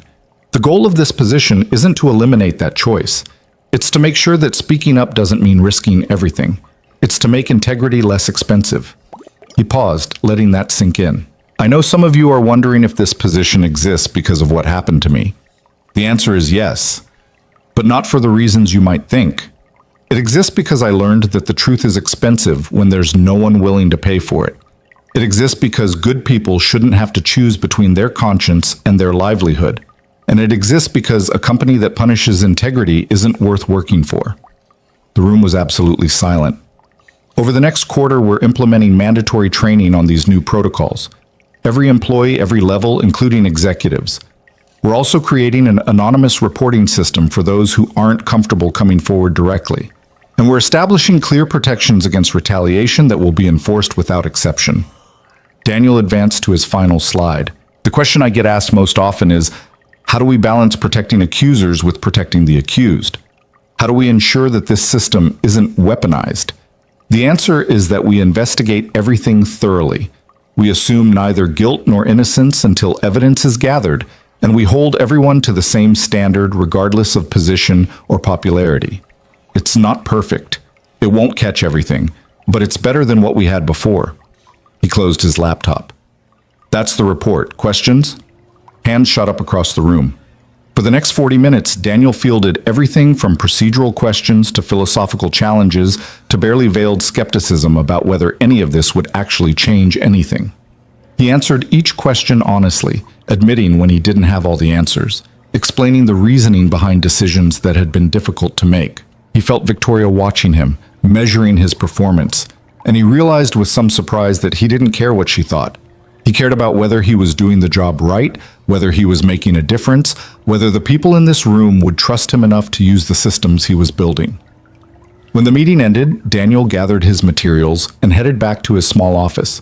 He'd barely sat down when his phone buzzed with a text from Victoria. "Well done. You're a natural at this." He wasn't sure about that, but he was learning. Every day brought new challenges, new situations that didn't fit neatly into the frameworks he was trying to establish. Like the case currently sitting in his inbox, a complicated situation where both parties seemed to be telling the truth about fundamentally incompatible versions of the same events. Like the executive who'd been reported for favoritism, but whose favorites were legitimately the highest performers. Like the whisper network that had formed among some employees who resented the increased scrutiny and called his office the complaint department. Daniel was reading through case files when Sarah from Dispatch appeared in his doorway. She looked different than she had 3 months ago, lighter, more confident.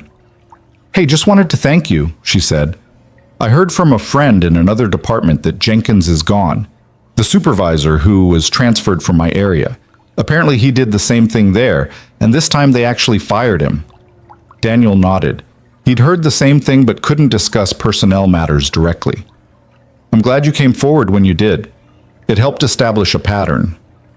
It helped that you believed me, that you didn't tell me I was being too sensitive or that I needed thicker skin. You weren't being too sensitive. You were being appropriately sensitive to inappropriate behavior. There's a difference." After Sarah left, Daniel sat with that thought. How many people had been told they were too sensitive, too emotional, too quick to take offense? How many had internalized that message and stayed silent while things got worse? His phone rang. Lily's school. Daniel's heart jumped. Calls from school during the day were never good news. "Mr. Reed, this is Principal Davidson. Lily's fine, but there's been an incident we need to discuss. Can you come in?" 20 minutes later, Daniel sat in the principal's office while Lily perched on a chair beside him, her face set in stubborn defiance that reminded him painfully of himself. "Lily got into a physical altercation with another student," Principal Davidson explained. "She pushed Jacob Miller during recess. He fell and scraped his knee. She's been given detention and we needed to inform you." Daniel looked at his daughter. "Lily, what happened?" "Jacob said you only got your job because Ms. Hale feels guilty about lying. He said the video was fake and everyone knows it, but they're too scared to say it because Ms. Hale is rich." Lily's voice shook with rage. "He said, you're still a bad person who tricks people, so I pushed him." The principal cleared her throat. "While we understand Lily was defending you, violence is never the answer. We have a zero-tolerance policy." "I understand," Daniel said. Then to Lily, "Violence isn't okay. You know that. But I need you to understand something else, too. There will always be people who believe the worst, who prefer the lie because it's more interesting. You can't fight all of them, and you definitely can't push all of them. But he was wrong about you." "I know, and you know, and everyone who matters knows. Jacob's opinion doesn't change the truth. It just shows that he'd rather hold on to a story than accept reality." Lily's eyes filled with tears. "I just wanted him to stop saying mean things." "I know, baby. But here's what I need you to learn. You can't control what other people say or think. You can only control how you respond. And pushing him made you the one who got in trouble, even though he started it with his words. That's not fair, but it's how it works. They drove home in silence. Lily stared out the window, processing. Finally, she said, "How do you do it, Daddy? How do you stay calm when people say bad things about you?" "I remember that their opinions don't define me. My actions do. And I focus on the people who matter, the ones who actually know me. Like me. Especially like you." She was quiet for another moment. "I'm sorry I pushed Jacob. I know you'll apologize to him too. But Lily, I'm also kind of proud that you wanted to defend me. Just find a better way to do it next time, okay?" "Like what?" "Like telling the truth. Like living in a way that makes the lies obvious. Like being so good that the bad stories can't stick." That night, after Lily was asleep, Daniel sat on his small balcony and looked out at the Chicago skyline. Somewhere out there, people still believed the worst about him. Jacob's parents, probably. Some former coworkers. Random strangers on the internet who'd moved on to other scandals, but whose comments remained permanent digital scars. He thought vindication would erase all of that. That the truth coming out would reset everything to how it was before. But he'd learned it didn't work that way. Some damage was permanent. Some relationships were irreparably changed. Some people would always choose to believe the exciting lie over the boring truth. What had changed was his relationship to all of it. He'd stopped trying to convince everyone, started focusing on the work that mattered, the changes that could actually make a difference. His phone buzzed with an email. From Rachel, his ex-wife. She'd been seeing Lily twice a month now, supervised visits that had gradually become easier. The email contained photos from their last outing to the zoo, Lily grinning next to a giraffe exhibit. "She's an amazing kid. You've done an incredible job with her. I know I don't say that enough. Thank you for giving me this chance to know her." Daniel saved the photos and thought about second chances, about how they came in unexpected forms, about how the worst moments could sometimes crack open doors you'd thought were permanently closed. The next 6 months blurred together in a steady rhythm of cases and conversations and incremental change. Daniel's office became a known quantity in the company culture. Some people used it genuinely. Others tried to weaponize it, filing frivolous complaints to settle personal scores or deflect from their own poor performance. Daniel learned to distinguish between the two, to investigate everything while maintaining healthy skepticism. He also learned that changing culture was like turning a massive ship. You couldn't just spin the wheel and expect immediate response. You had to be patient, consistent, relentless. You had to prove through repeated action that the new way was real, that the protections were genuine, that speaking up wouldn't destroy you. Slowly, the company changed. Not dramatically, not completely, but measurably. Exit interviews showed increased satisfaction with workplace culture. Employee surveys reflected higher trust in leadership. The number of complaints decreased, not because problems disappeared, but because more issues were being addressed before they escalated to formal complaints. And Daniel's office became something unexpected, a place where people came not just to report problems, but to ask ethical questions. Junior employees wrestling with whether to report a colleague's mistake. Managers uncertain about how to handle performance issues fairly. Executives trying to navigate the space between business needs and employee welfare. He became, in a sense, the company's conscience. Not because he had all the answers, but because he was willing to sit with the hard questions. One afternoon, a year after his promotion, Victoria appeared in his doorway. "Got a minute?" she asked. "Always." She sat on the small couch, the same spot where dozens of employees had poured out their stories. "I wanted to give you a heads up. The board is discussing expanding your role, creating a team, hiring additional staff to handle the increasing workload. This would mean you'd be managing people, setting broader policy, basically building a whole ethics department." Daniel considered this. "That's a big expansion. You've proven the concept. When we created this position, some board members thought it was just optics, a feel-good response to bad publicity. But you've made it essential. The data shows it. The culture shift shows it. Even the skeptics are coming around. Some of them, maybe. Others still think I got here through favoritism." Victoria's expression hardened. "Let them think that. You've earned this twice over. Once by helping me when you didn't have to, and again by doing this job better than anyone expected. What do you think I should do? I think you should build something that outlasts both of us. I think you should create a system so strong that it survives changes in leadership, economic downturns, corporate reorganizations. I think you should make integrity structural, not aspirational. After she left, Daniel sat with the weight of that possibility. A team, a department, real institutional power to make lasting change. It was everything he could have wanted from this position, and terrifying in equal measure. That evening, he talked it through with Lily over dinner. She was 10 now, growing into herself, old enough to understand nuance and complexity. So you'd be like a real boss? She asked. With people working for you? Yeah, I guess so. That's cool. You'd be good at that. What makes you say that? Because you always listen. Even when I'm being annoying, you listen to the whole thing before you decide what to do. That's what good bosses do, right? Listen? Out of the mouths of 10-year-olds, Daniel thought. You're pretty smart, you know that? I get it from you. He accepted the expansion. Over the next 3 months, he hired 2 ethics officers and an administrative coordinator. He trained them in the principles he'd developed, the balance between protection and investigation, between empathy and objectivity. He watched them handle cases and intervened when necessary and learned to delegate when he didn't need to. The department grew, the impact expanded, other companies started reaching out, asking about Hale Industries' ethics program, wanting to replicate what Daniel had built.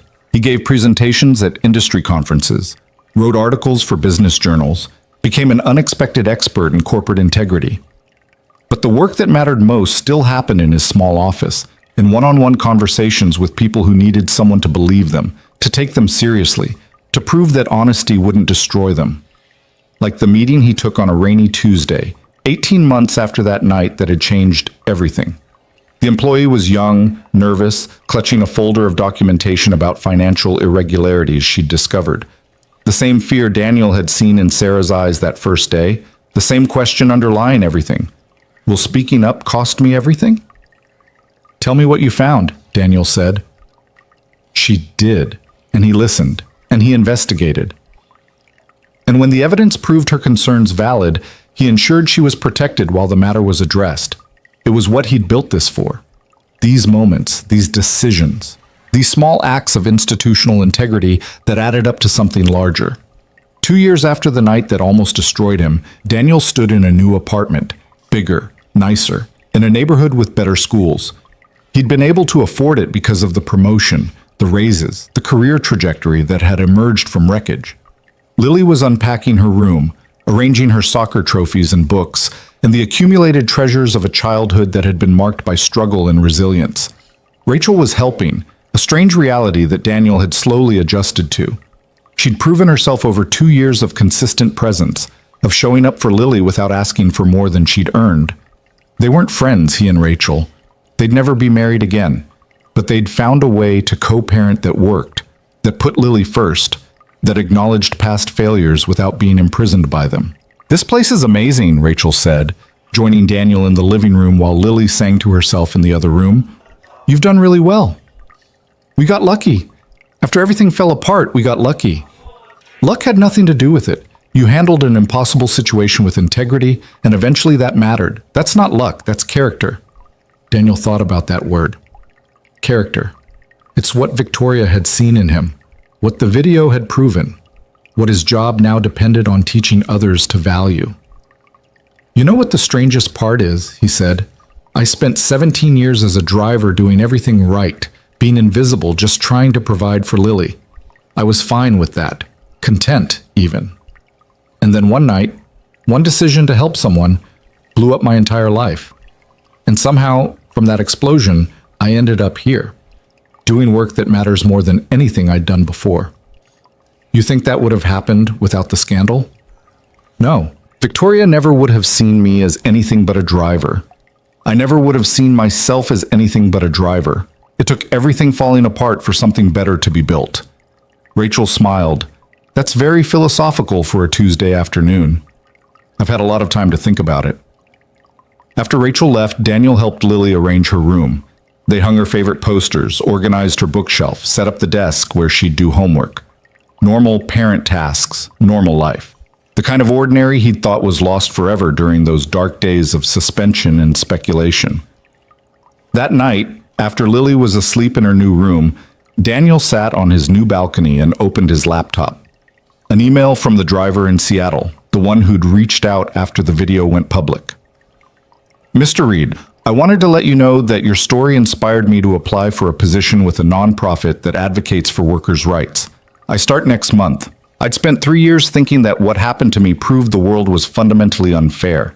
Watching your situation get resolved proved that sometimes justice wins, not always, not even most of the time, but sometimes, and sometimes is enough to keep fighting. Thank you for being the sometimes. Daniel read the email twice, then closed his laptop and looked out at the city. Somewhere out there, his story still existed on the internet, immortalized in articles and videos and social media threads. The photograph that had nearly destroyed him was still one click away for anyone who searched his name.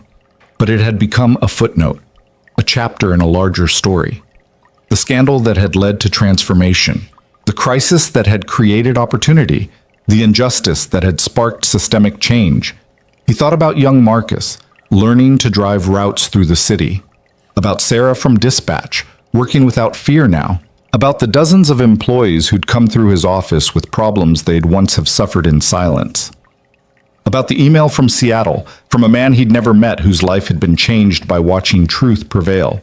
He thought about Lily, asleep in her new room, growing up with a father who taught her through direct example that doing the right thing mattered even when it cost everything, especially then. The rain had started again, gentle this time, washing the city clean in the way rain never actually could, but always seemed to promise. Daniel watched it fall and felt something settle in his chest. Not closure, exactly. Not vindication, though he'd had that. Something quieter and more sustainable.